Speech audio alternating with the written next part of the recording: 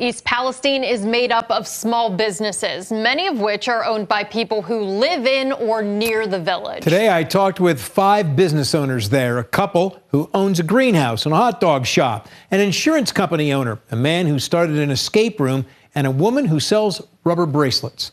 We talked about the last 2 weeks and the next 20 years. A business perspective is our top story tonight at 11. We sat around a table in a downtown East Palestine business and talked about things like their reactions to the controlled release that sent a plume of dark black smoke high into the sky. I was absolutely mortified. But it was pretty rough watching.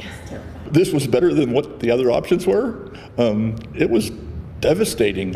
Don Elzer and his wife Diana own a hot dog shop and ice cream store downtown and a greenhouse 3 miles away. So it's been crazy. We're not sure what spring's going to be. We're already getting feedback from people that have said they're not coming there for fear of what's happening. No, not dig a hole, blow it up with some robots. Nathan Foster runs Village Escapes. He lost faith in Norfolk Southern after an EPA report that the railroad had laid new tracks over contaminated soil. And where the train actually wrecked and you blew it up, did you clean there?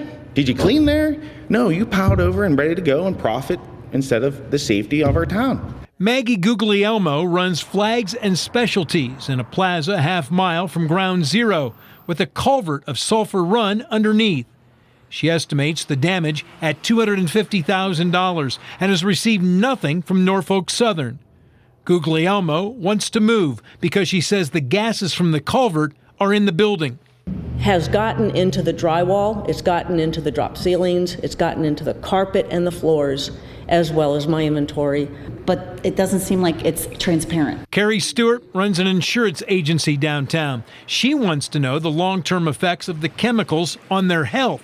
Says Stewart, the companies that make the chemicals have to know. I don't know if it's that they wouldn't want to scare people, which everybody's already scared out of their wits. I just don't understand the reasoning. They all were concerned about the future and the stigma that will hang over East Palestine for a long time. We need a tremendous marketing campaign. The village is looking for a new village manager. That person has to be somebody who is on top of marketing, who understands business, who understands how to get us out of this. Everyone also had high praise for the mayor, fire chief, and everyone who responded in the days after the derailment. They knew that they did not ask for, or were they prepared for something like this, but they had nothing bad to say about their response.